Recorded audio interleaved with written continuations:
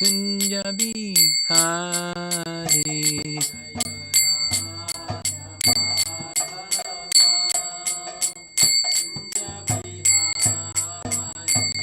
Jaya Radha Madhava Kunja Bihari.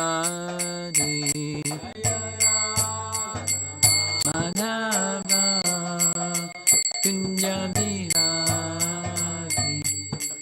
Gopi Jana Vallabha Girivardhari. Gopi Jana Vallabha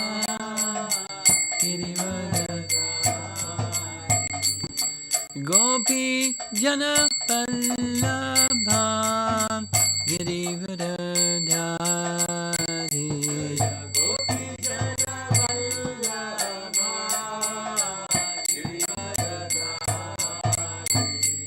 Jasodanandana Brajachandranjana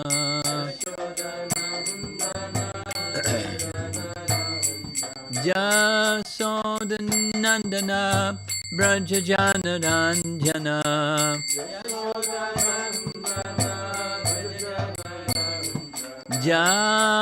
Jamanatira Vanachadi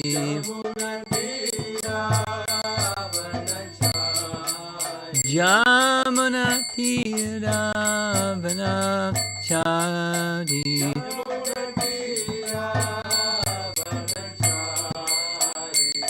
Jaya Radha Madhava Kunja Bihari.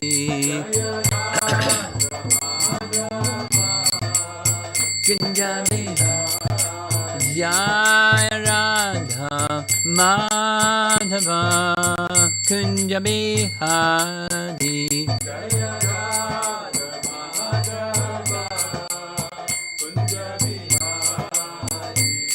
Gopi Jana Vallabha Girivardhari.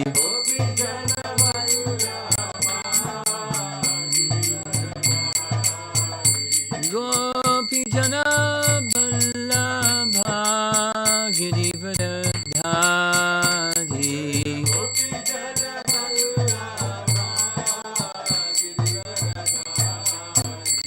Jasodanandana Brajachandranjana Jasodanandana Brajachandranjana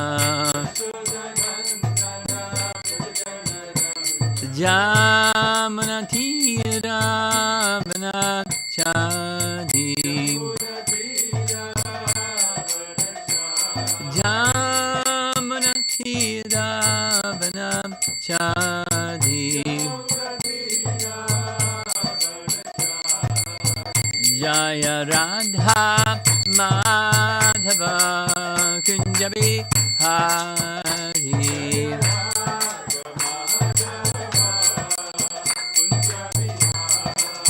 Jaya Radha Madhava Kunja Bihari.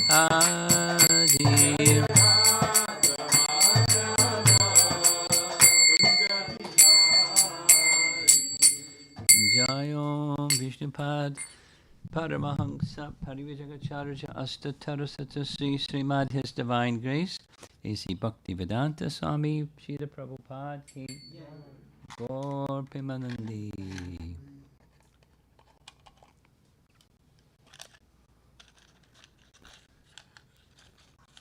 Om Namo Bhagavate Vasudevaya.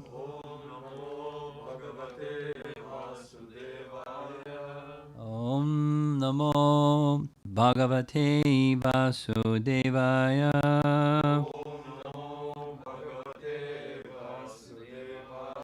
Om Namo Bhagavate Vasudevaya.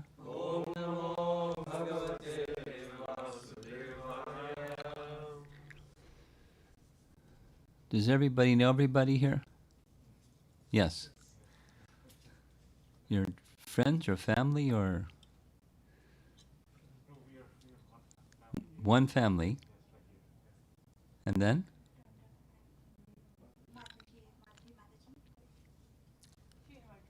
She invited you. All right. You're welcome. Okay. Well, in the evening, we've been discussing Canto 10, Chapter 12, which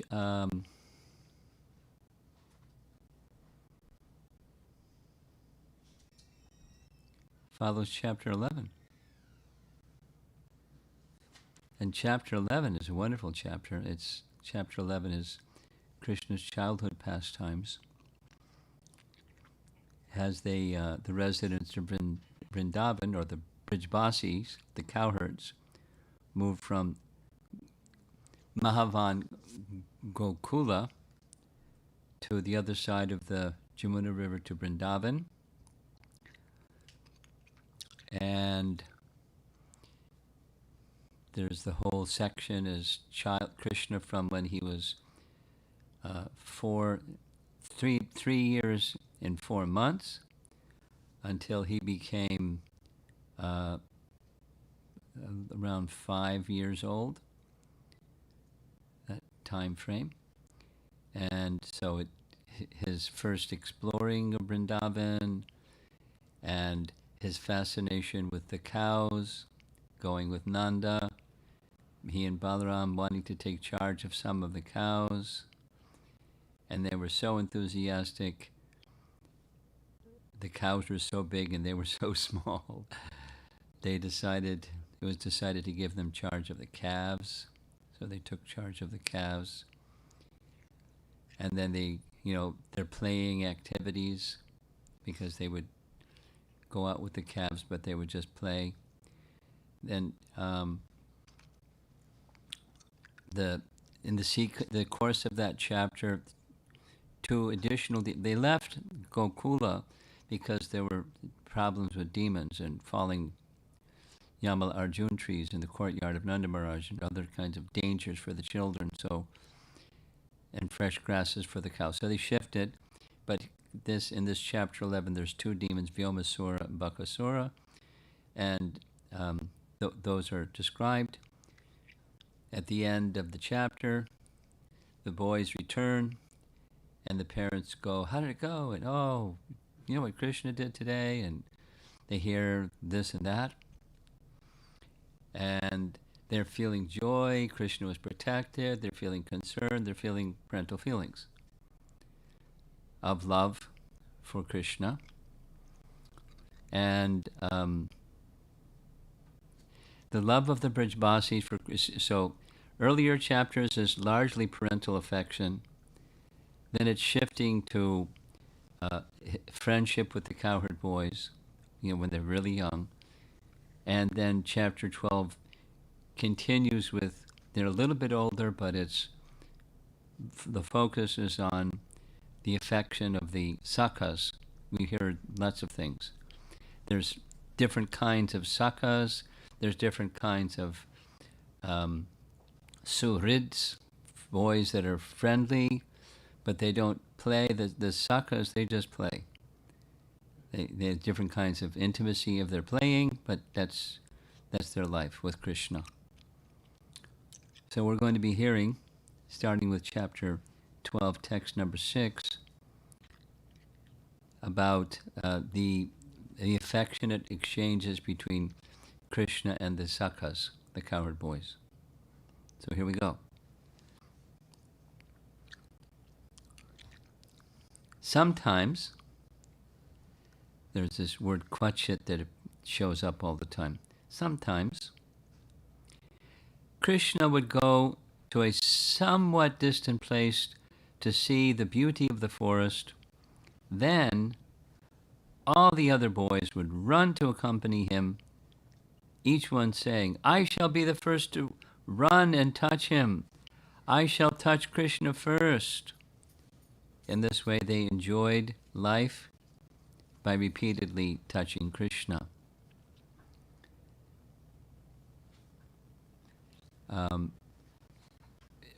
Earlier commentaries explained that feeling impelled to be by Krishna's side was a vibhava. Vibhava means an expression of bodily ecstasy, an expression within one's body of the ecstasy that's resting upon. The ecstasy that's resting upon is their friendship.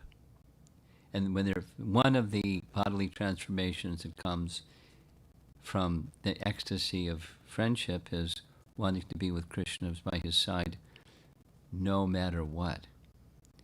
And if he drifted into the forest, they would search for him or they would run for him and say, little pride, we'll be the first one to touch him.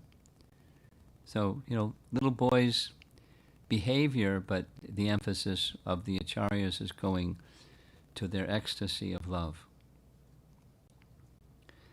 And so here's a commentary by Vishwanath Chakravarti Thakur, which says, when Krishna wandered off in the forest to see the beauty of the forest with a few boys, the others would run after him to see who could touch him first, shouting, "I will touch him first. No, I will. No, I will." And by the way, there's a lot of Cowherd boys. We heard from previous verses, something like 10 million. That's a lot. I mean, how many people in the city of Detroit? Anyway, 10 million. So, and you know how many cows? Asankhya. So we won't go into it. It's like, it's a lot of cows. Jiva Goswami writes, 5 verses show the special love and complete devotion to Krishna while the boys played. Krishna did not generally leave the boys and go far away, but if he sometimes went far off with a few friends to see the beauty of the forest, the other boys would obtain happiness by touching him with embraces, some sprishya. The attractiveness of the forest is suggested. And further commentary is, when Krishna wandered off to see the beauty of the beauty of a distant forest, the boys would run after him, shouting, "I will touch Krishna first. No, I will. No, I will." Now we're going to read a long section. I hope you enjoy it. It's Sanatan Goswami's Brihat Bhagavatamrita. Does anybody here need a little introduction to Sanatan Goswami or his Brihat Bhagavatamrita? Would you like me to? Yes, okay. You all know who the 6... Is anyone needs an explanation of the 6 Goswamis? No. We're all good. Okay. So chief amongst them, of the 6, eldest, and the one who was looked to as the superior, is Sanatan Goswami. If you look in our line of disciplic succession, it's Rupa and Sanatan. And sometimes it's Sanatan, and sometimes it's Rupa, but Rupa and Sanatan. They were brothers. Sanatan was the elder brother. And Rupa looked up to Sanatan like Guru. I mean, not just like elder brother, but like Guru. And so both Rupa and Sanatan wrote commentary on Bhagavatams with the name Bhagavatamrita. We talked about this. It was one of his questions. Bhagavata Amrita, the Amrita of Bhagavat Katha, and Sanatan Goswami's title was Brihat, so Rupa Goswami named his Laghu.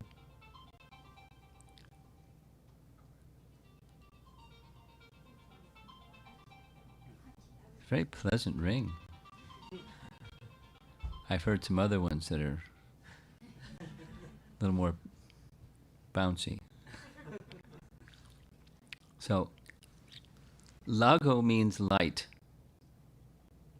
and Brihat means great. So there's two parts to Brihat Bhagavatamrita, part 1 and 2. And part 1 is it's a narration of Narada Muni on a quest to find out who is the greatest recipient of Krishna's mercy. And they're all superlative personalities. They're all perfect personalities. That's described by Sanatan wrote the book. He wrote a commentary to the book. So in his commentary, he explains they're all perfect. But there's perfect, more perfect, most perfect. And the conclusion of part 1 is the residents of Vrindavan are most perfect. It's a long, the text is this thick with commentary, but that's the conclusion. And part 2 begins by saying, well, that was just a warm-up. Now comes the real thing. So, and the real thing is, it's a narration about a cowherd boy, Gopa, and his age is Kumara, so he's called Gopa Kumar. Nice name. And Gopa Kumar is having a discussion with a Brahmana, an elder Brahmin, who has some existential questions about himself and about life and about how to be happy and how to find real happiness, and so those kind of questions. And Gopa Kumar says, normally one doesn't talk about oneself, but I can't think of a better way to answer your question than by describing my experience. And so he goes through explaining his experience of, in 2 parts that are, each one that thick. So there's a lot, and it gives a picture. I mean, it's Vedic cosmology and what's the layers of the universe like, and what's on the other side of the layers of the universe, and everything. What's Vaikuntha, what's Ayodhya, what's Dwaraka, what's Mathura. He goes to all those places, and finally he makes it to Vrindavan. So that's the storyline, but it's very deep. And the section that we're reading from is there's 3 personalities: Narada Muni and Uddhava and Gopakumar. And they're talking about, at this particular section, is Krishna's pastimes with the cowherd boys. They're not in Vrindavan, they're speaking about Vrindavan. And he goes there. So this section is on the topic of the cowherd boy's relationship with Krishna. That's the focus, because that's a large part of what the earlier part of Canto 10, Chapter 12 is. So here we go. So attached to Krishna's company were the cowherd's little sons that they acted just like his shadow. Even if for a moment they couldn't see him, if he sometimes went away on a whim, they were filled with distress. And when he returned, they would rejoice and rush to touch him. Commentary. Krishna's cowherd friends were with him constantly. Sometimes, however, Krishna would leave them for a short while to pursue some other interest, like seeing the beautiful sights of Vrindavan. In Srimad Bhagavatam 10:12:6, that verse we just read, Shukadeva Goswami describes how, when Krishna returned from those excursions, and friends would greet him.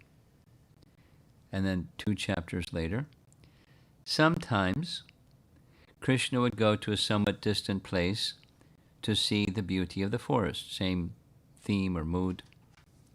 Then all the other boys would run to accompany him, each one saying, I shall be the first to run and touch Krishna. I shall touch Krishna first. In this way, they enjoyed life by repeatedly touching Krishna. This is a commentary on Bhagavatam by Sanatan. So he's taking the text, rephrasing it slightly, and then continuing. Commentary. The cowherd boys who constantly accompany Krishna are certainly superior to the aborigine forest women. That's from the previous text. So not just the gopis and the elders and the young gopis, but there's forest-dwelling ladies that are described, and they were completely, when they heard Krishna's flute, they went mad, and they had love for Krishna like all the other residents of Vrindavan. So now this comparison, the cowherd boys are even superior to their intensity of attraction for Krishna.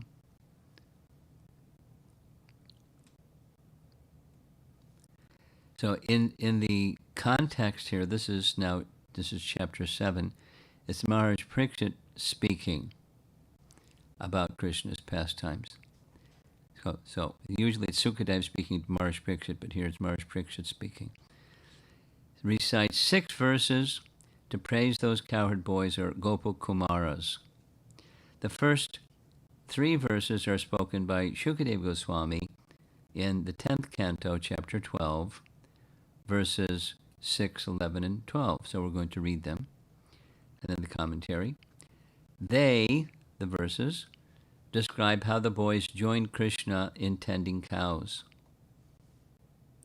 Very early in the morning, the Supreme Lord, eager to enjoy the day's countless pastimes like killing Aghasura and eating lunch on the grass, called out to his friends by bugling on his buffalo horn, and they came out of their houses by the thousands, tending thousands, millions, and billions of calves.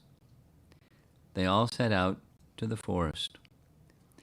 They decorated themselves with forest ornaments of fruits, twigs, and other items, and sported by playing their flutes, blowing their horns, imitating animals, and playing, quote, keep away with another's lunches. That's one of the earlier verses. Keep away. I've never heard that word, but somebody would leave their lunch, and then someone would snatch their lunch, and when he found it was gone, hey, give me. So then they'd throw it to another boy who'd throw it further away and throw it further away, and they're playing, and the boy would cry, and then they would laugh, and they'd give him his lunch back. And then they would do that with his rope or his stick or his flute, they just like little boys, but Krishna's happiness is at the center.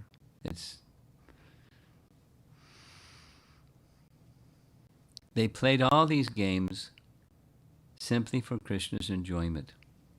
They had a chance to touch Krishna and embrace him, which gave them the highest happiness. In their eagerness, they competed to see who would be first to touch Krishna. Sometimes the beauty of Vrindavan and other forests would so beguile Krishna that he wanted to go alone to explore them. But he was so attached to the company of his friends that he would leave them only for a short time. Then the boys would run after him, trying to follow him on his solitary side trips. The cowherd boys were not satisfied unless they could be right there with Krishna and able to touch him. The next text. In this way, this is a translation. It's a paraphrase of a verse from chapter 14. In this way, all the cowherd boys, having accumulated the results of pious activities from many lives, used to play with Krishna, who, for the impersonalist Gyanis, is realized as the bliss of Brahman, who, for devotees in eternal servitorship, is the Supreme Personality of Godhead, and who, for ordinary persons, is but another ordinary child. So their piety is, they're just playing with Krishna. They're not trying to realize anything. Commentary. Amazed by the incomparable good fortune of the Cowherd boys, Sri Badarayani, Shukadev, continues to praise them for joining Krishna in his cow tending and other such pastimes. By associating so intimately with Krishna, these boys were directly experiencing the transcendental happiness of Brahman realization. Krishna is the supreme worshipable deity of saints, Satam, who have been given the privilege to enter his service. Satam also means liberated souls. Krishna's friends in Vraja are liberated persons who take part in the happiness of knowing Brahman, the absolute truth. Most people, however, are not liberated. They are Mayashritya, bewildered by the Supreme Lord's power of illusion, and therefore they consider Krishna an ordinary cowherd boy, Nara Dharaka. Satam can also be understood to indicate the seekers of spiritual knowledge, who realize Krishna in his impersonal Brahman feature and enjoy the happiness of knowing Brahman in that way. But to Vaishnav devotees who consider themselves Krishna's servants, Dasyam Gatanam, Krishna, the Supreme Master, Para Daivata, gives himself, submitting himself to their control. Material nature bewilders the entire creation, but Krishna's pure servants bewilder him by the strength of their pure love, and thus defeat material nature. Paragraph.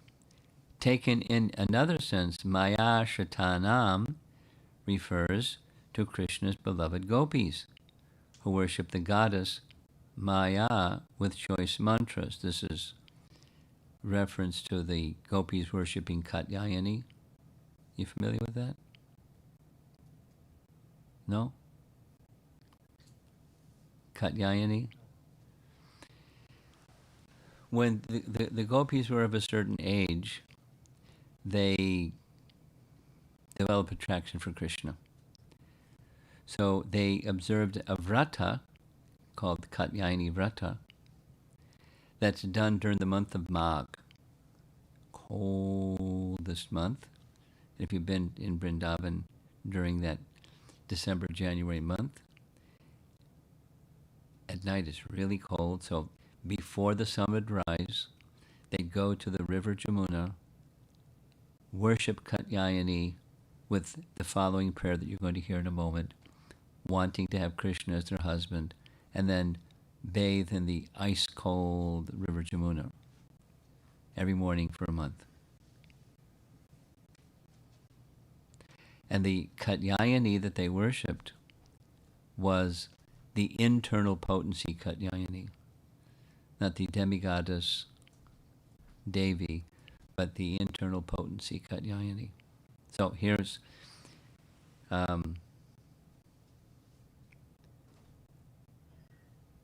each of the young unmarried girls performed her worship while chanting the following mantra.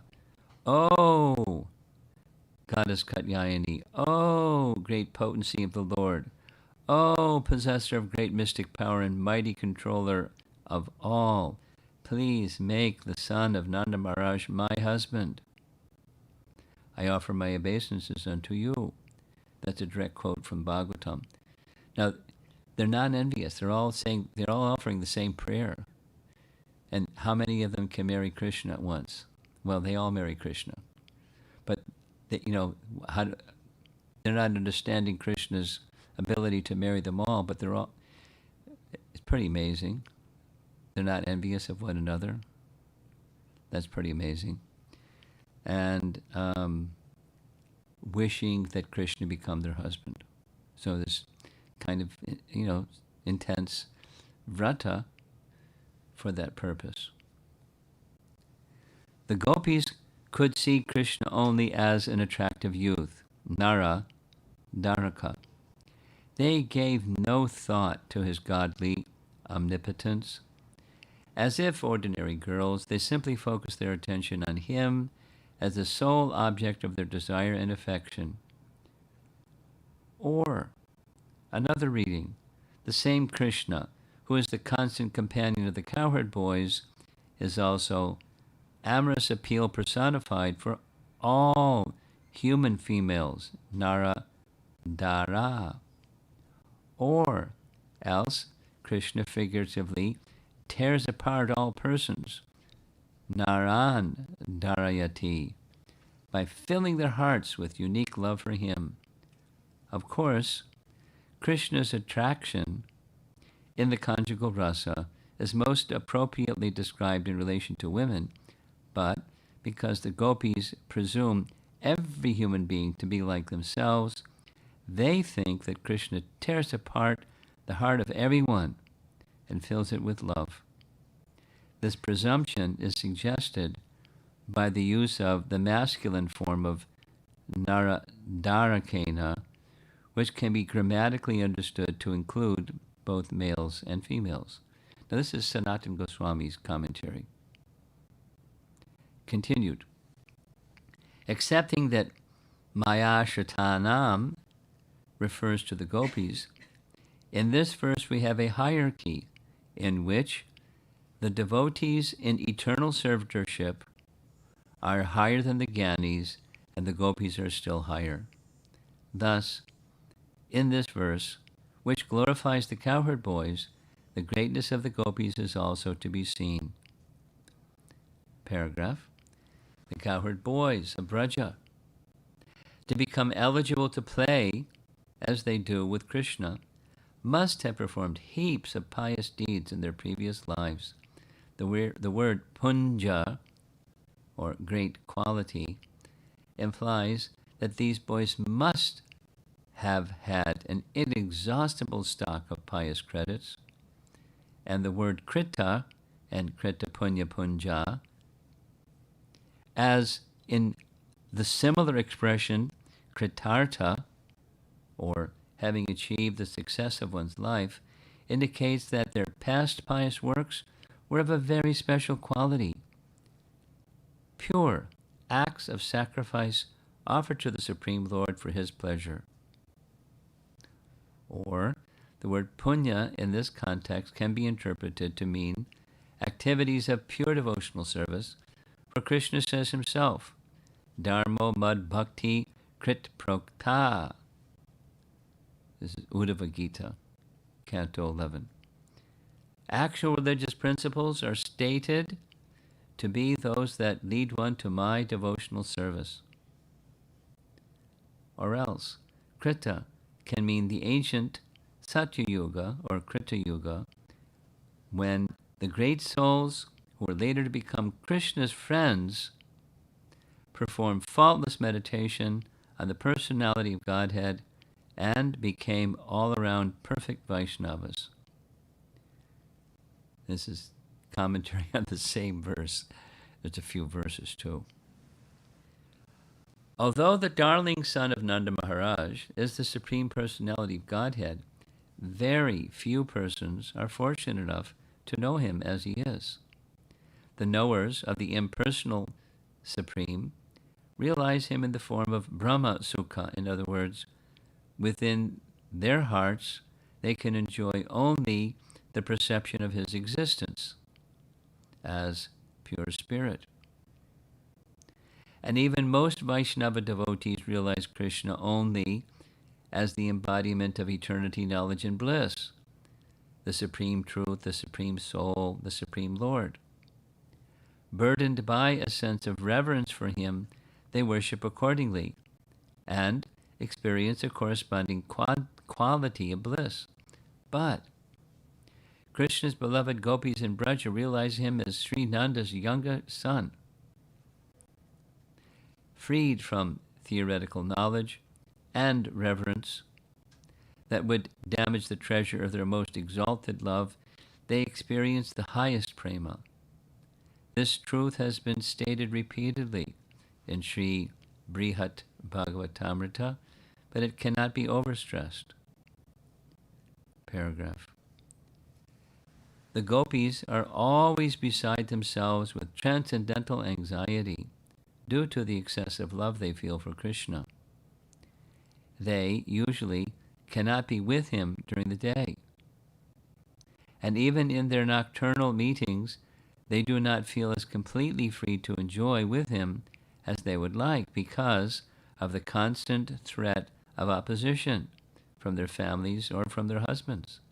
The cowherd boys, on the other hand, are always free to play with Krishna in varieties of pastimes, both at home and in the forest. Therefore, their good fortune is most exceptional. Paragraph. This does not contradict the many statements of Srimad Bhagavatam that confirm that the blessed gopis are more exalted and fortunate than all other beings. Rather, it indicates that the revered Shukadev, in the core of his heart, is a follower of the gopis' mood of devotion, and therefore, while elaborating on the wonderful pastimes of Krishna and the cowherd boys, and glorifying the boys for being able to play constantly with Krishna in the forest, he speaks like the gopis themselves. Shukadev's style of praising the Gopakumars as supremely fortunate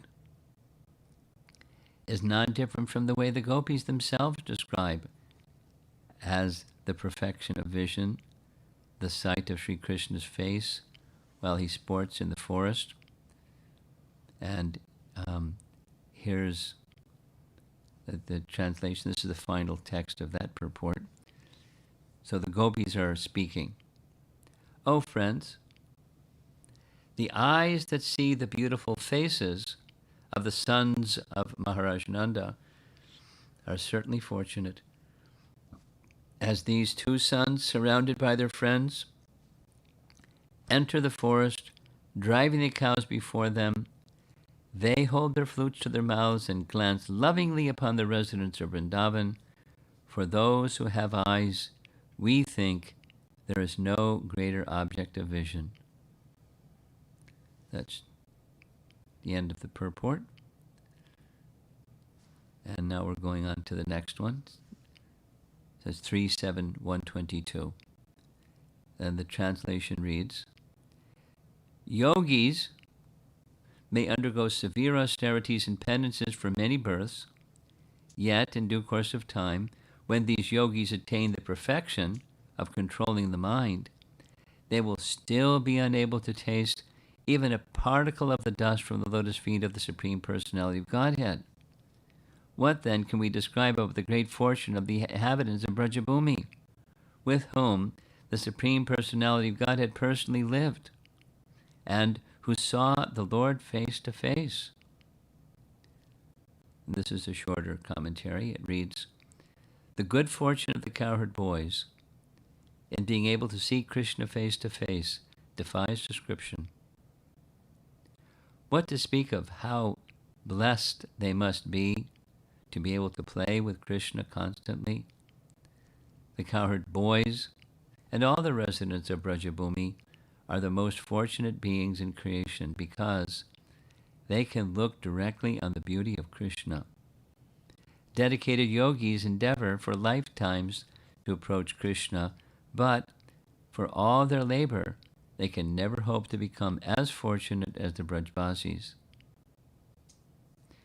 Even one particle of dust from Krishna's feet is impossible to achieve for yogis who do not follow humbly in the footsteps of the devotees of Braja.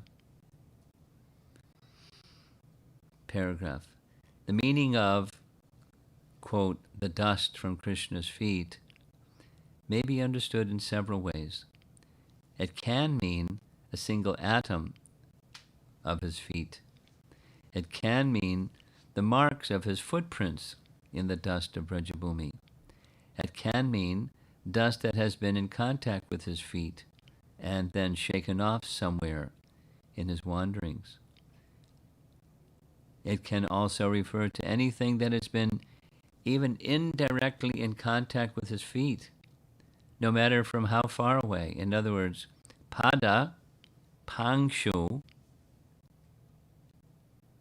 or dust from Krishna's feet, can be redivided and modified to padapa angshu, meaning the effulgence or angshu, emanating from Krishna's favorite kadamba trees and the other trees, padapa, of the Braja forest.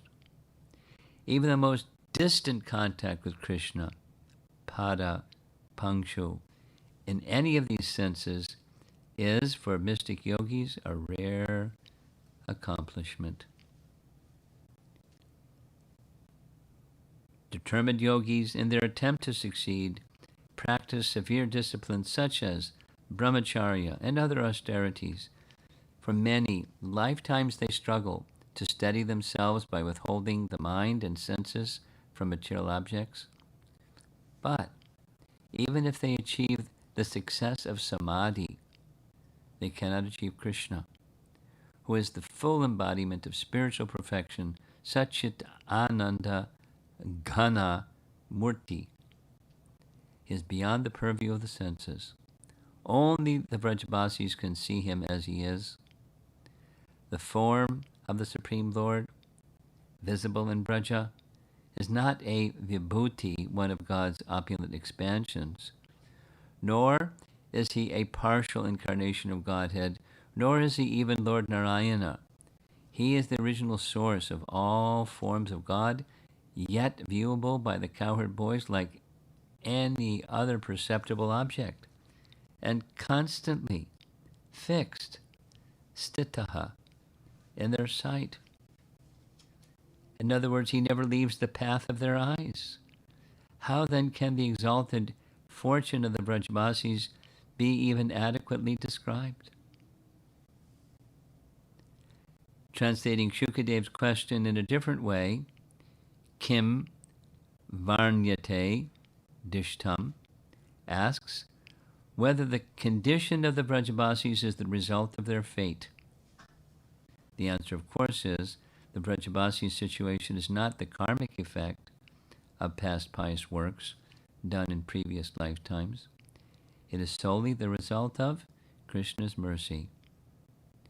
Or, dividing words in another way, the fortunate condition of the Vrajavasis is a perpetual festival, Dishta, Maho. Or, the power of their good fortune is inconceivable, Adishta, or Adrishta, Maho. The pure devotional service of the Vrajavasis displays all these features.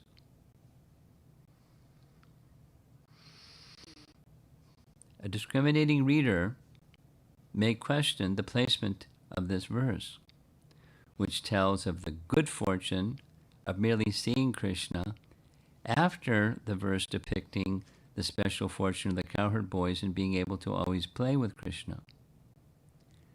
The good fortune of playing with Krishna automatically includes the good fortune of seeing him and goes beyond it, the reader may argue. So placing these items out of the natural logical order of lesser to greater, general to specific, is a fault in poetic style. To accommodate this reasonable doubt, we may construe Shukadev's statements in yet another way, churning the topics of Krishna. The boys who enjoyed playing with Krishna are indeed extremely fortunate, and this verse amplifies that assertion by showing that actually all creatures living in Braja are fortunate beyond description. It is easy to prove that any resident in Vrindavan is greater than the most accomplished yogi.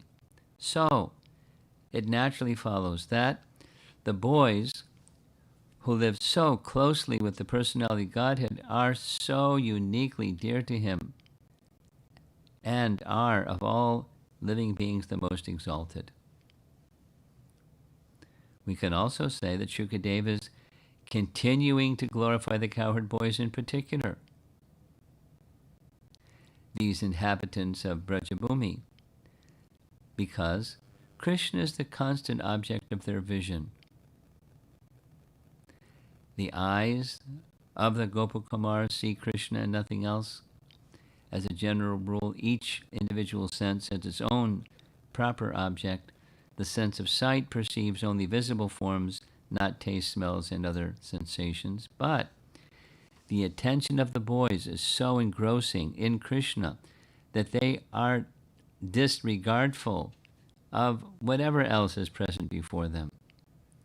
The eyes of other people perceive various objects like pots and cloths, but wherever the Cowherd boys turn their eyes, they see only Krishna.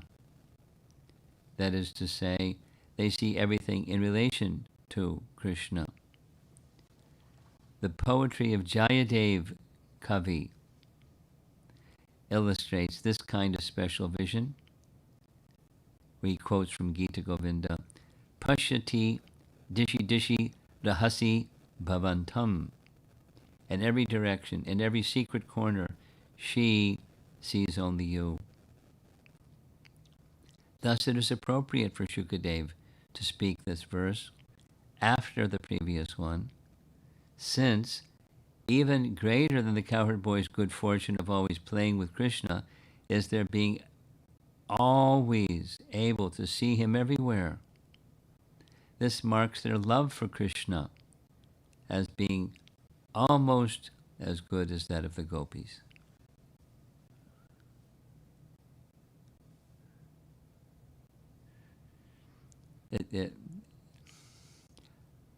There's two more, but just to pause because reading sadly like this, it has its joy, but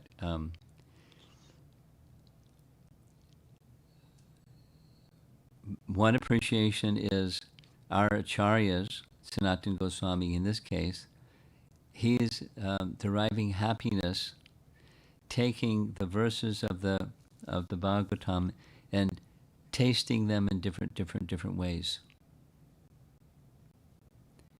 I'll tell a little Jamuna story just for breaking the flow here. Mother Jamuna, the Prabhupada disciple, Jamuna Dasi. One of the children in ISKCON that grew up in Gurukula is now a celebrity in ISKCON, a virtuoso kirtanir. Name is Jahnavi from the UK, Jahnavi Harrison. And she, when it was, she was just expressing her appreciation for Jamuna on her birthday, which was May 19th or something like that. And she shared some things that other people shared with me, because I know her. She's very deep person. So she was saying in Gurukul, we learned the song, the little song that you say, little Sadira Vijaja Jatendriya Tehika Jive. So she just recited like everybody else did.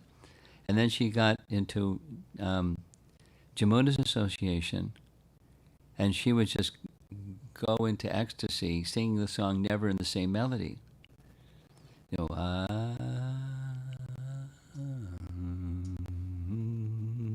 just, you know, her life was a life of celebrating Krishna. And then she would ask Jahnavi to taste very carefully and explain to her what the ingredients are in what she was eating. And then she would tell stories of Prabhupada that when the court, this is just Jamuna and tasting, the refinement of tasting. She heard that there was a particular really special grain. It wasn't rice, it was some kind of a grain. And she purchased some. And she personally ground the grain into flour, and she made a preparation for Prabhupada and offered it to Prabhupada. Prabhupada took just a bite, and chewed it carefully and told her exactly the type of grain it was and what part of the country it came from, and said if you left it on the fire for another 2 seconds, it would be better.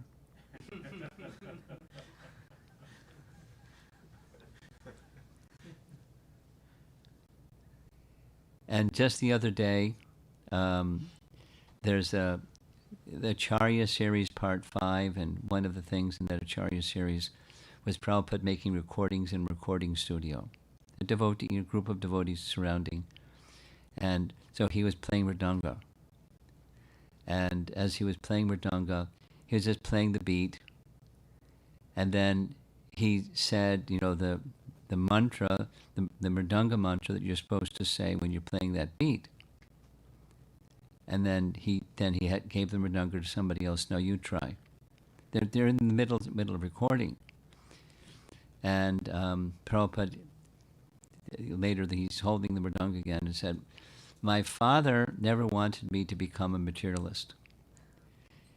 He said there was at some point in my education, there was an opportunity to go to England and become a barrister. And my father insisted, no, my son is not going to become a materialist. This is, Prabhupada speaking.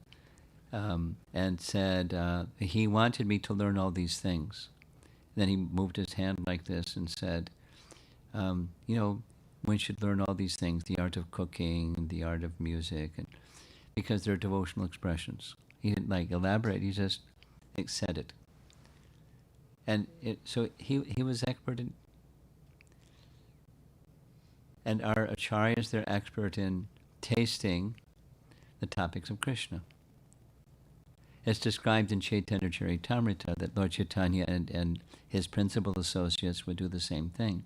Now, not exactly necessarily like this, because each person is a little different, and how they taste the topics of Krishna in the association of others is going to be a little different. But this is Sanatan Goswami tasting the topics of Krishna. Looking at it this way, looking at it that way, and not saying if this is right or that's wrong, the different ways of tasting the topics of Krishna. And when you, by hearing slowly, something starts to emerge, and that is attraction for Krishna in varieties of ways. Of what strikes your heart may be different than what strikes another person's heart, but attraction for Krishna, or hear the same thing in a different way because we're different people. But attraction for Krishna is the goal, and Krishna is being revealed in these writings or in these pages. Next text. Sometimes Lord Krishna grew tired from fighting and lay down at the base of a tree, resting upon a bed made of soft twigs and buds, and using the lap of a cowherd friend as his pillow. And now Sanatan Goswami says, these are verses taken directly from chapter 15, and 3 verses in a row, 16, 17, 18, then he's explaining them. It's Bhagavatam commentary. But so the focus is the cowherd boys. And then at different stages and different moods, it's the cowherd boys and their love for Krishna. Here Shukadeva Goswami describes some of the services the cowherd boys did for Krishna while he rested in the forest. These pastimes were part of Krishna's Poganda Lila of tending his cows in Sri Vrindavan forest. Krishna would enjoy lying down to rest at various times. When fatigued after wrestling with his friends, for instance, and in various places, such as the cool, breezy shore of the Jamuna. To rest comfortably, he would choose the base of a kadamba, tamal, or other tree with ample shade. Anticipating Krishna's daily pastimes, goddess Vrinda would have beds of leaves, flowers, and soft young twigs waiting at the bases of those trees. And sometimes Krishna's Gopa friends would arrange this bedding when they arrived. Even though Krishna lay down on only one bed at a time, Srila Shukadeva Goswami refers to the beds in the plural, because either many devotees were involved in making them, or simply out of great respect for the paraphernalia of Krishna's pastimes, or else because the Cowherd boys would compete to make several different beds, and Krishna would expand his universal form to please all the boys by simultaneously laying down on each bed, unseen by the makers of the others. Krishna would accept as his pillow the lap of his most intimate friend, Srimati Radharani's brother Sridham. Next, I think there's just two more now. Some of the Cowherd boys, who were all great souls, free of all sin, would then massage his lotus feet, and others would expertly fan him. Commentary. When Krishna's Cowherd friends, who loved him so much, saw that he was fatigued, many of them responded immediately, doing whatever they could to relieve his discomfort. In the flurry of activity, the boys were so overcome by ever-increasing affection for him. Many boys would massage his legs, either one boy at a time or in turns, or else all the boys massaging various places at once.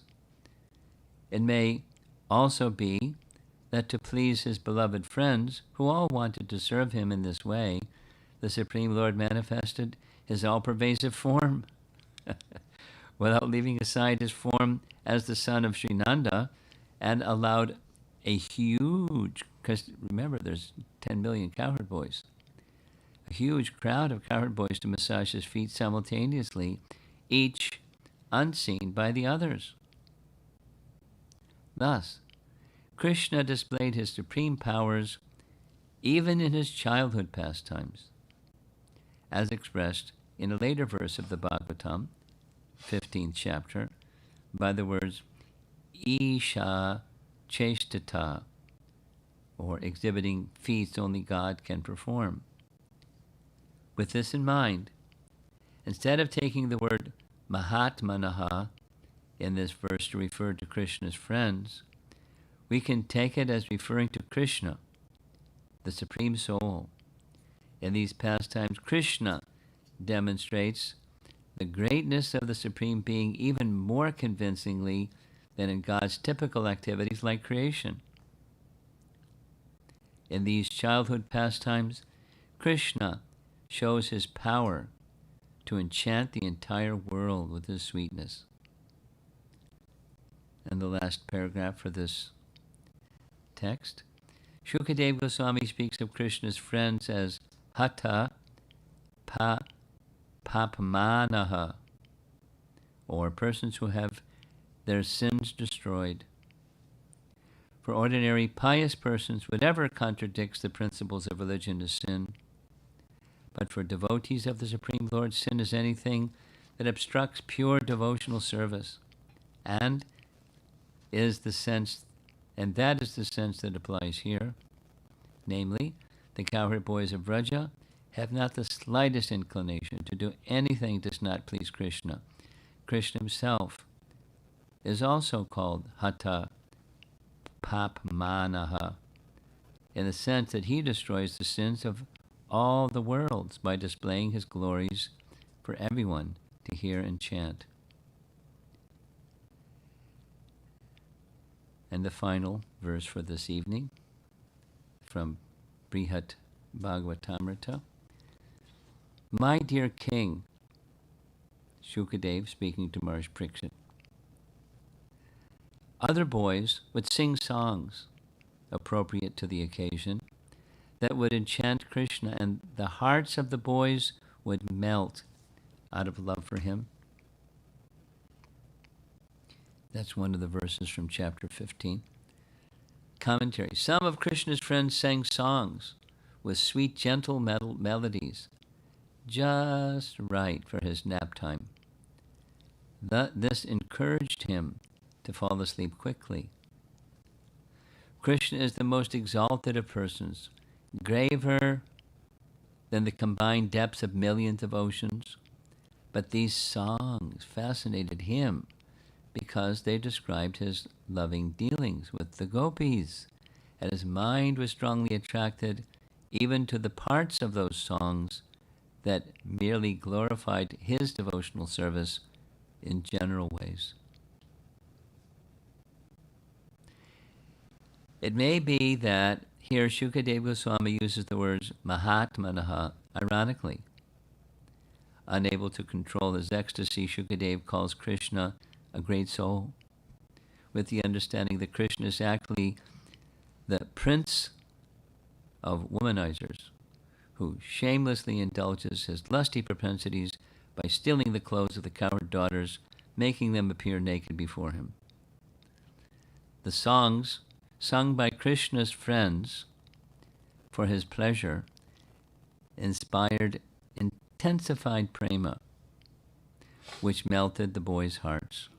They sang softly, their voices choked with tears of ecstasy.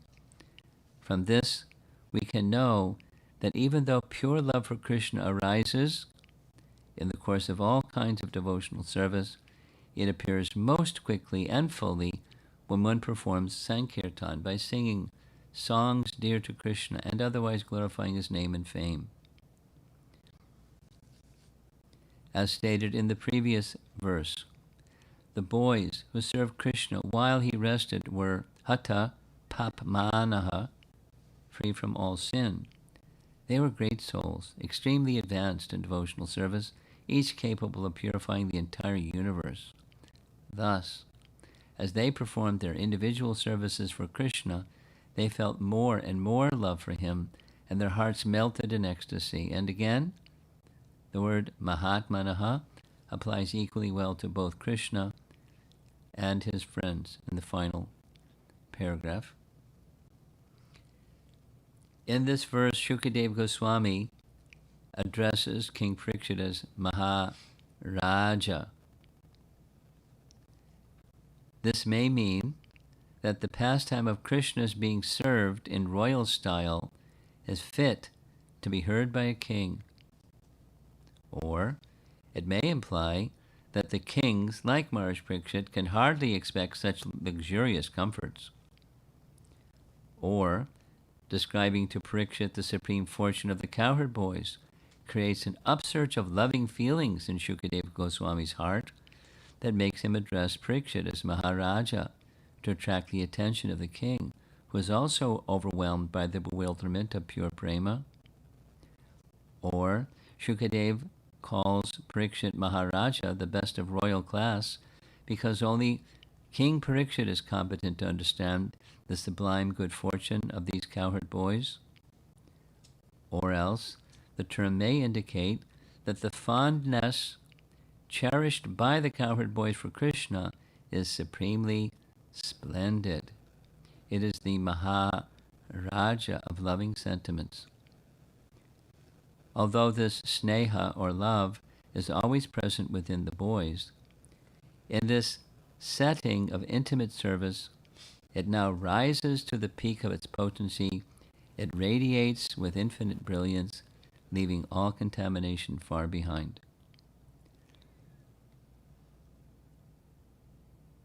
So we kind of did a little detour from the flow of the verses in chapter 12, but the theme emerges. I mean, where this is going is killing of Arishtasura, but part of the prelude to Arishtasura being sent by Kamsa and lying in the middle of the path is the playful mood of the cowherd boyfriends, the sakhas. Again, the predominating feature of, according to Acharyas, of that particular type of friendship with Krishna is just playfulness. And they're playing and playing and playing and playing and playing. Here comes a Gasur, and they're playing. It's just another playing activity. And if it is what it looks like, then Krishna will take care, no problem, let's go. Let's go explore the cave, or serpent, or whatever it is. So the observing all of this is Brahma.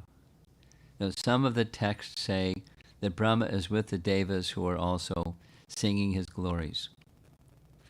There's other picture that says he was just happened to visit flying on his swan carrier, and he observed the whole scene. And then right after Aghasura is killed, they all go have lunch. And he's immersed in amazement and appreciation of the intimacy of the love of all the residents of Vrindavan for Krishna. And he also has this curiosity. And his curiosity gets the better part of him. Like, what's the limit? And one of the ways of Krishna's mystic powers. So one of the ways to examine that is he tested his mystic powers against Krishna's mystic powers. What's Krishna going to do? The Acharyas say maybe he's going to cry. Maybe he'll come to me and say, please bring the cowboys back. I mean, so he got bewildered. The initial was not like a confrontational. It was a curiosity. Like, we might be curious sometimes, trying to understand Krishna, but, one thing not to do is don't go mess up with Krishna's pastimes in Vrindavan with the Cowherd boys. That's a no-no.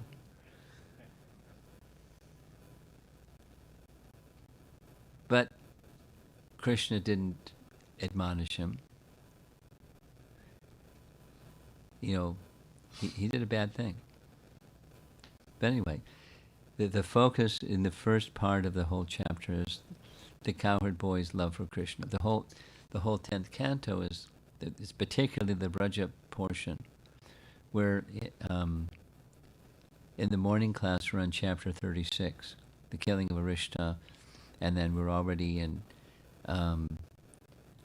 Kamsa. Narada goes to Kamsa and says, you better get Krishna because he's the 8th child of Devaki. And so forth. But the Braja pastimes are winding down. And it covers 36, 37 chapters, but it's the most exalted. There's 89 chapters in the 10th canto, and 37 of them are Braja, and the Braja pastimes are most celebrated. And so it's worth taking the time with the guidance of our acharyas to consider very deeply this most profound perfection. What does it look like? What are they feeling? How are they speaking? How are they conducting? What's perfection look like? And even on the inside, what their emotions are. Very confidential. Very special literature. So, let's see if there's some discussion on any of these topics. What we've been doing, we start with people that are gathered with us, and it gives a little time for the people online to send their chat questions in, text questions. So if there's anybody assembled here that wants to discuss a topic.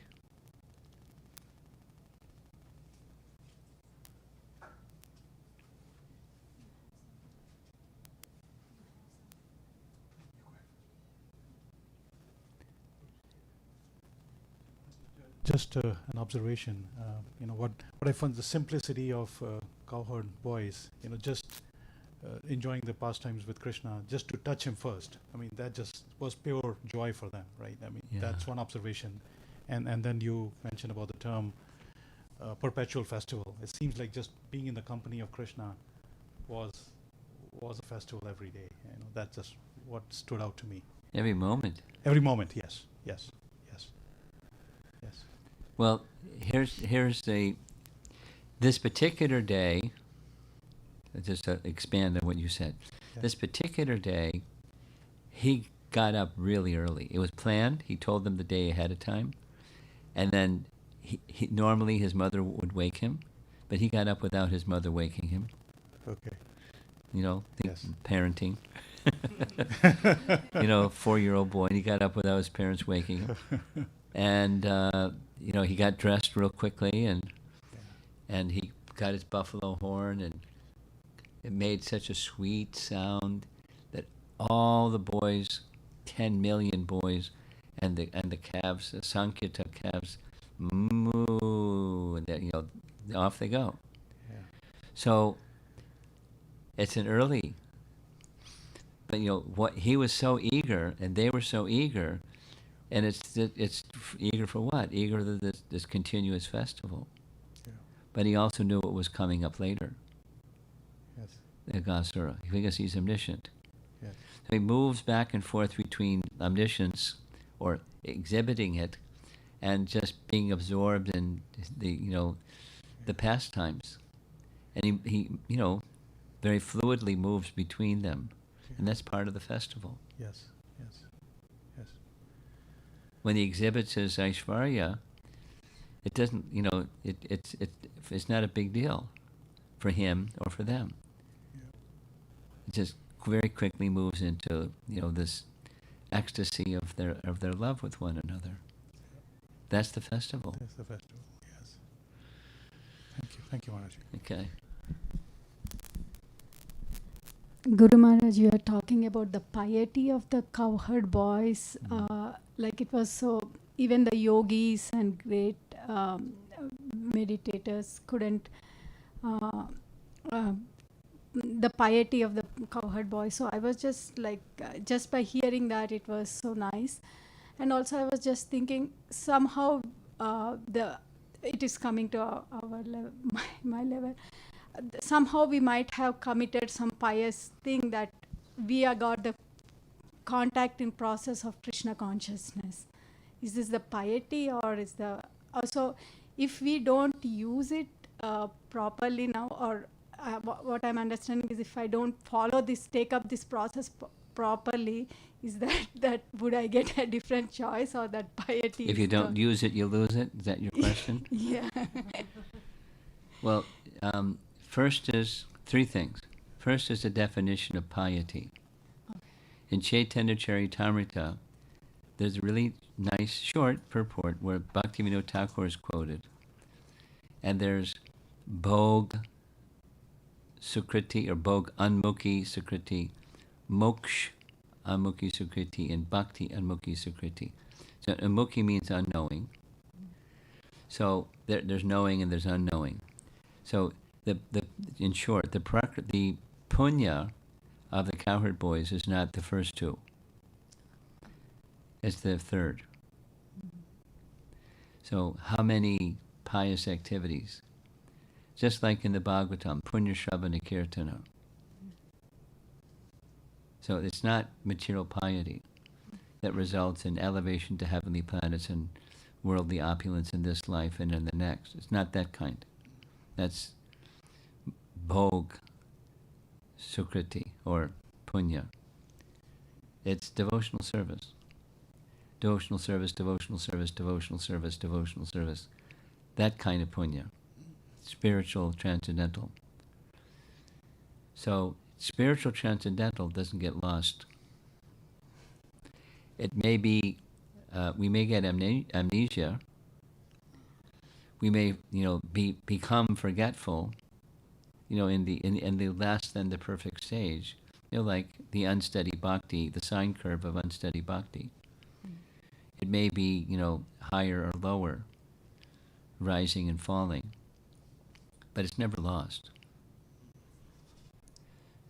But progress towards the goal, the perfectional stage, comes with steadiness, and then further. The up and the down, the amplitude of the sine curve diminishes. And it becomes, the axis starts sloping up instead of horizontal. So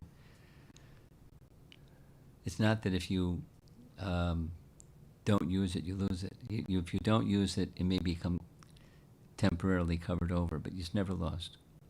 The spiritual piety, that kind of what the Cowherd boys did to get to that position. And then there's one other point, and this other point is, there's Nicha Siddha Cowherd boys, Nicha Siddha residents of Vraja.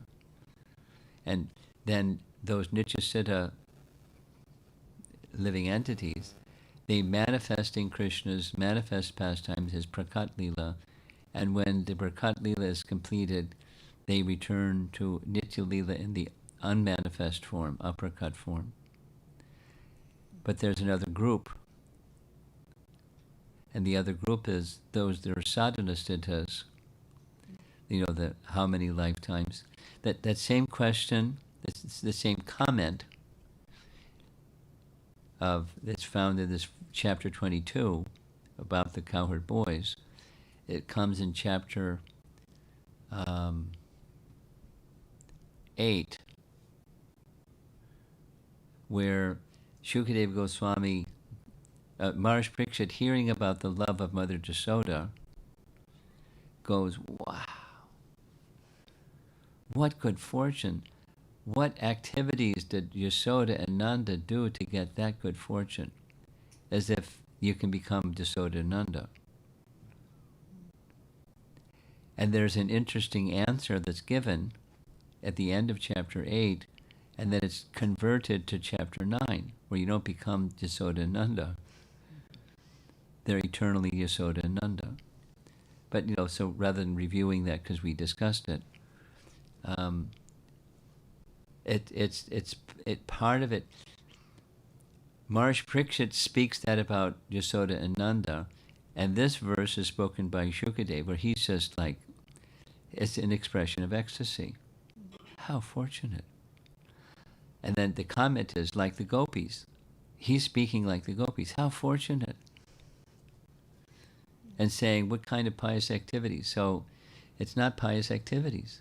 They're Nicha Siddha personalities, or sadhana Siddha personalities. So what sadhana did they do to get that siddhi? It's an appreciation. It's not like, it's not material. The material paradigm is, I achieve this, then I achieve that, and achieve that, and achieve that, and climb the corporate ladder and become eventually, something, CEO or something. It's not like that. Not like that. It's there is, as we're just hearing, they're recipients of this enormous mercy. They're qualified, but they're also recipients of enormous mercy. That's how. Okay, is that? Yes, Maharaj. I have one more question. Okay. Yes. So it's different. Like Lord Brahma, like we are hearing, like he was curious and he was just checking out the mystical power. So, but Lord Brahma is the one who have created all the living beings. Yeah. So, does he must be the one who have created, not created Krishna. Means he must have known like Krishna and. Yes. Well, Brahma Samhita, and he's already there. Yeah. So how did he lose being there? That's your question? Yeah. Did he slip? Did he have a boo-boo and? So it's just like a pastime, or it's just like. Yeah. It's like Arjuna falling into forgetfulness. It's Brahma falling into forgetfulness. And there's a purpose to it. Mm. The purpose is twofold. Well, three. He gets a chance to experience the special, and it's in his prayers, chapter 14, the special position of the residents of Vrindavan. So much so that he says, in my next life, which is after this universe is over, in my next life, somehow by good fortune I can take birth somewhere in Vrindavan. Mm-hmm. That is, being Brahma is the top of the mountain, and he wants to, that's nothing. That's really something, is taking birth in Vrindavan. Yeah. So that's important. Yeah. So the special position of the residents of Vrindavan, the special position of his humility, that beyond all of what he knows and can do and has powers and this and that, looked up to, the chief of the demigods, nothing compared to the Brijbasis. That's taking our hearts there. And a third is just like, Krishna speaking Bhagavad Gita to Arjuna, or Krishna speaking Uddhava Gita to Uddhava, Brahma's getting the chance of speaking very eloquent prayers for our edification, so we can recite them. And there's certain verses that are recited again and again and again. Lord Chaitanya accepted one of his verses as the goal of life and how to achieve it, out of all the verses, and he rejected some of our favorite verses. Sarvadharmam Pratyaja, and supported the one that Brahma spoke instead. So he was given the opportunity to be the person speaking very important messages. So there are different purposes in his becoming forgetful. Sure. Thank you so much. There's others. I mean, for that 1 year, if the facility was provided for the elder gopis to have Krishna as their son, and the cows to have Krishna as their calf. He facilitated that. It was like multiple things. Thank Okay? Anything else? I have a very small question, Maharaji. So all those sakhas and gopis, were they aware that they are around Krishna, the God, the Supreme Head of Personality? Well, they didn't see him as God. They just saw him as their dear friend. He exhibited his divinity, but they didn't see him that way. So they were not aware of it? That Their love was so strong, it eclipsed their awareness. And even he did so many Leelas. He did so many. Yeah. Let's just take, lifting Govardhan Hill. Right. Just take that one. What to speak of all the other ones? Just take that one. And everybody saw it. And what they were thinking, wow, we get to be with Krishna for 7 days and 7 nights. Like, he was saying, just thrilled, and then now they don't just have to touch Krishna, they can see him. He's a festival for their eyes, because at the end of the day, he goes home. And the cows are in the Goshal going, moo, we want to be with Krishna. The Cowherd boys can't sleep. They can't wait till the next morning they can be with Krishna again, because that's everything for them. So they saw the lifting of Govardhan Hill. So who can do that? Nobody. So he's showing his divinity. But, they just talk about like, wow, Krishna's wonderful. See, if I remember it correctly... Microphone, please, because the people online. I'm so sorry. So, like when Krishna, he goes, like when Kurukshetra Yudh was declared, and he goes to Dhritarashtra and says, okay, if you give 5 villages to Pandavas, then we can cancel this Yudh. And he comes in his Virat roop. That time also, all the audiences, they were not aware that they are dealing with Krishna. They have Krishna Outside of Vrindavan, the curtain opens a little more. And in Dwarka, it opens even more. But it has everything to do with intensity of love. So here's this rule. Let's think of Krishna showing the universal form to Arjuna. And what happened afterwards?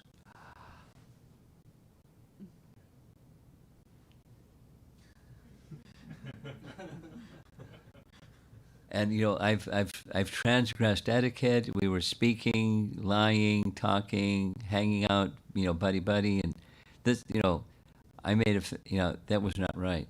So the intimacy becomes pushed to the side by Aishvarya. So, depending, Krishna showed us Aishvarya as opulence. You know the meaning, right? Aishvarya. Right. Krishna showed us Aishvarya so many times, so many ways. So many times, so many ways. I mean, killing of Arishtasura. Because that's what we just discussing in the morning. This guy is really huge. The hump on his back has clouds around it. It's so high. And they're all looking up at this, to specifically the Sanskrit, they're looking up.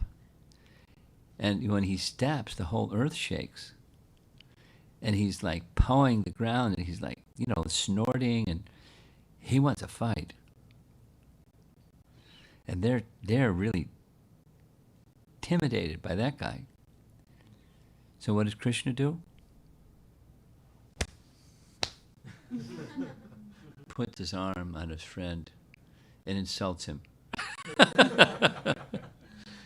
You've come for your death. You're finished. You've tormented the cows and the Brijbasis. You're going to the boat of Yamaraj. And smiles. So he finishes the guy.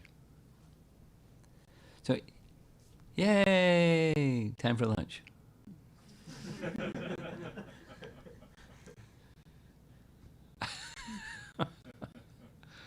They see his divinity, but his opulence, but their affection is so strong. And then, so now we'll go outside. Your question, what about outside? Well, there's a mix. And it goes further and further, less intimate, more of the opulence. You with me? Yeah, yes, sir. Krishna KO'd Kamsa. He had everybody intimidated. So all these demons were kings and powerful persons that he subjugated. Either you submit and serve me, or I'll kill you. So he was a really powerful guy. We're going to hear some more about it tomorrow morning. Really powerful guy. I'll tell a story now. He's a really powerful guy. You know how he got Kuvalyapita? There's a story. There's a description in Garga Samhita how that happened. Here's the story. It's really nice. He was conquering kings, traveling here and there, conquering kings. So he was out somewhere and had a little camp. Over here is Jarasandha, and he was on a hunting expedition, and he came across this wild, huge elephant, and he captured the elephant. He had him tied down by a chain. 4 legs. Kuvalyapita ripped up the chains and the stakes and began running. And Jarasandha went chasing after Kuvalyapita to catch him again, second time. And as he was running, Kuvalyapita ran to the place where Kamsa was, by the side of a river. Kamsa picked up Kuvalyapita, which 50 men couldn't capture, and twirled him around and twirled him around and twirled him around and threw him in the air. And he came crashing down on his head in the camp of Jarasandha. So Jarasandha went, wow, that was good. I want to find out who did that. So he went to find out, and it was Kamsa. And he said, really good, I'll make 2 gifts to you. This elephant and my 2 daughters. You can marry them. They'll become your queens. So this elephant was known to be wild. So when Krishna killed him, it was a big deal. It wasn't just like a big elephant. He was like an infamous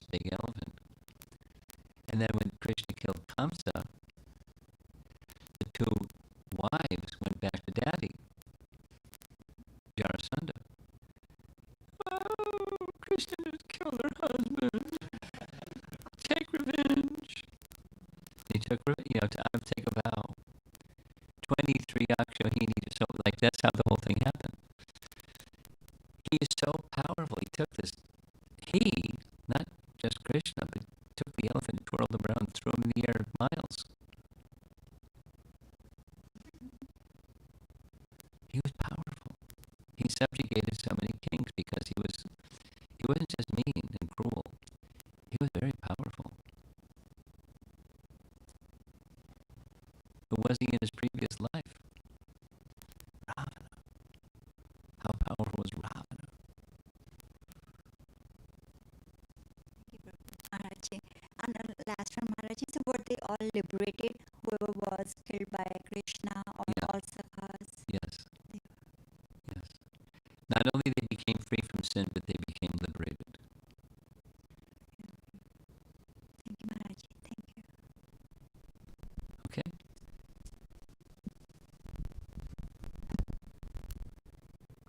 Next, we're going to go online so that our people online don't feel they're being neglected. We've got some feedback. Hey, wait a minute. This is. Go ahead.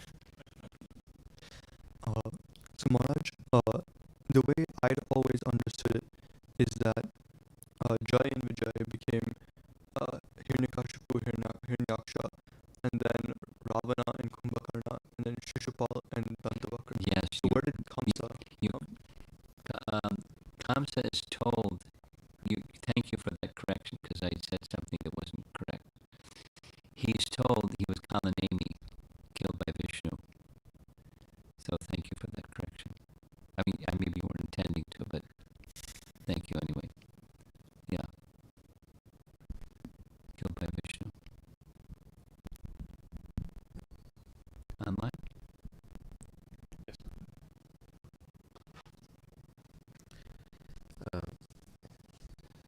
Questions by Sanchari Mataji. Are the cows and animals the only ones who can be witness to Krishna's pastimes, no matter what time of day or group of his dear friends and girlfriends he was with? No. The cows also, there were times of the day they weren't with Krishna.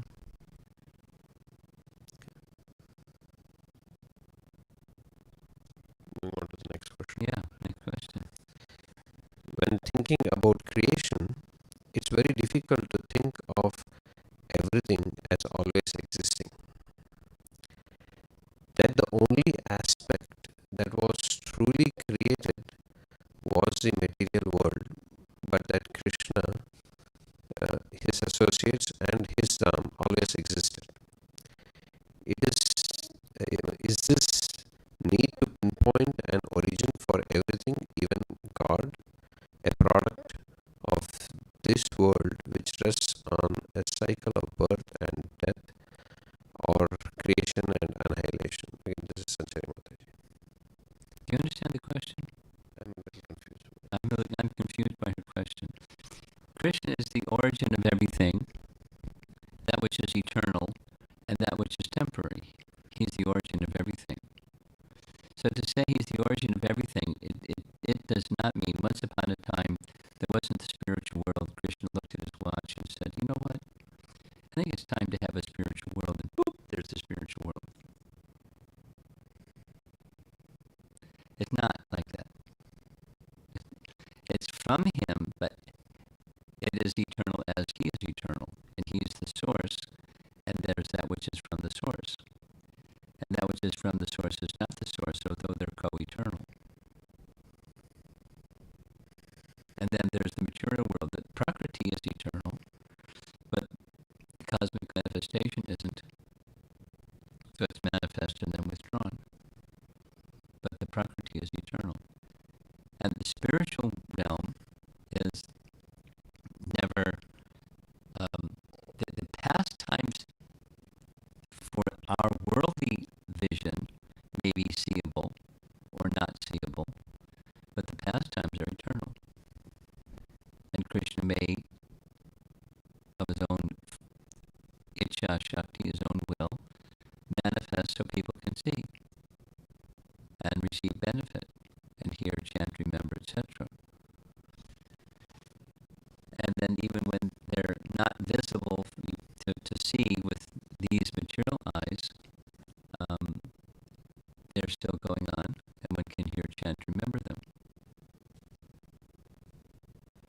really sure what she said. That may not be, directly addressing her question.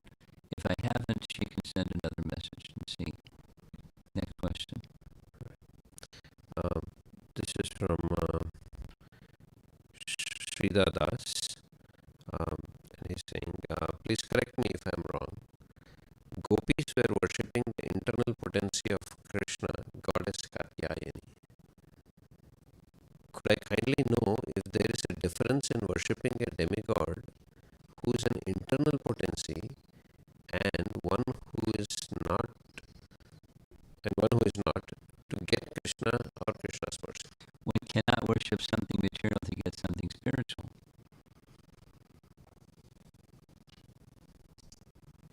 So that's explicitly the explanation given. There's a purport in the Bhagavatam where there's a discussion between the personified Vedas and the Shrutis. No, Shrutis and the Kumaras, something like that. And they're having like this conversation. And the conversation is saying that the way that one gets access to Krishna of any kind is through his internal potency. So they were worshipping the internal potency. The demigods or demigoddesses cannot give Krishna. It's not a function of the demigods or demigoddesses or Shaktis. So we touched on this topic yesterday evening. Worship of Indra and worship of Shiva and worship of Katyayani and worship of Devas and Devis, which was part of the Brijvasi's life. But they weren't worshipping the worldly personality.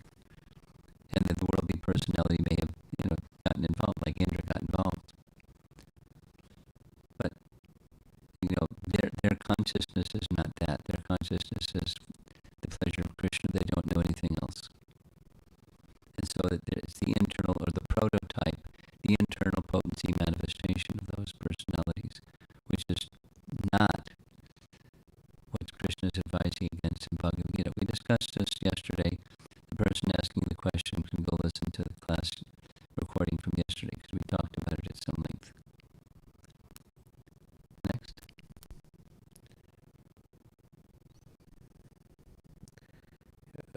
This is from Rajeshwari Prana Devi Dasi. And the question is, if Kamsa was killed by Lord Vishnu in his previous birth when he was Kalanemi, why didn't he get any kind of liberation and took birth? Because if you're killed by Vishnu, you don't get liberation. If you're killed by Krishna, you do. He became free from the reactions of his sins, but the sinful propensity wasn't taken away. Just like Daksha was beheaded by Lord Shiva. He sought forgiveness from Lord Shiva for his behavior. The forgiveness was there, but propensity wasn't gone.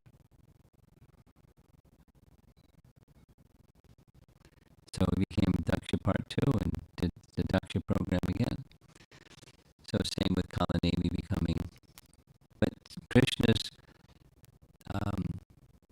power surpasses that of Vishnu even, specific to, many things.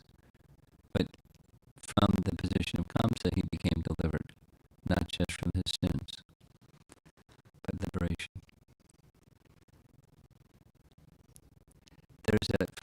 If this person asking the question really wants to go into it further, there's a really nice purport in Chaitanya Charitamrita where it discusses this topic specific to Hiranyakshi and Ranikashipu, Ravana and Kumbhakarna, and Shishupal and Dantavakra.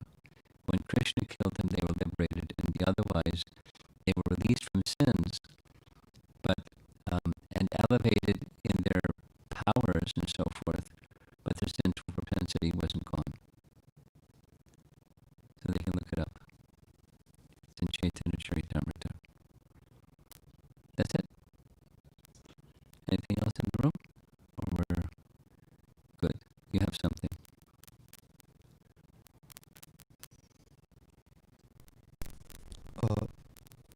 So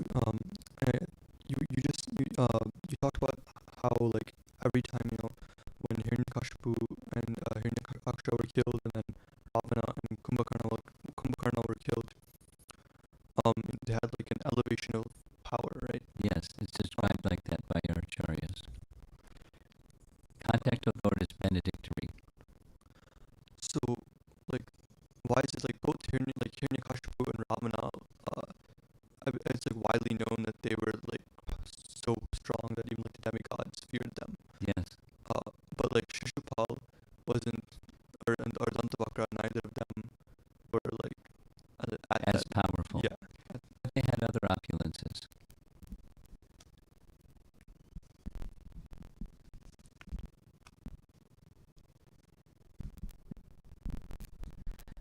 Maharaj, like we talked about how there are unlimited calves and so many big number of cowherd boys, and like did each of them feel that relation with Krishna? Like each one of them were they like so content?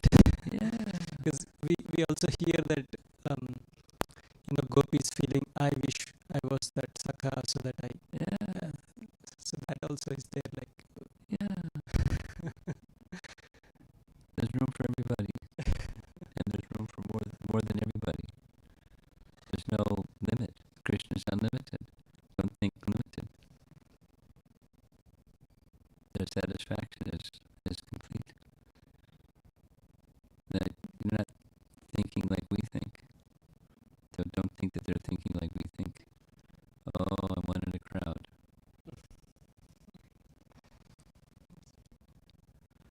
Not like that. It's sad when Krishna was having lunch. Each of the cowherd boys felt, he's so attached to me, he can't take his eyes off of me.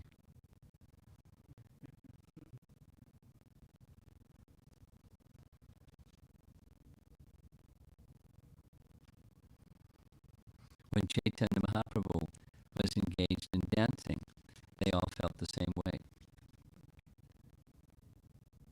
He's looking at me alone. He's so attached to me. It's just, it's the potency of the personality of Godhead.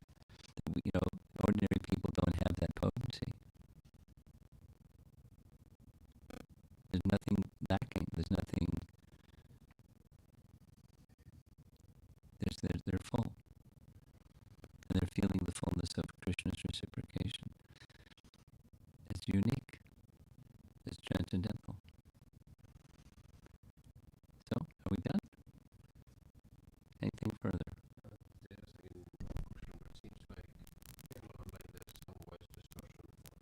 There's what? Okay.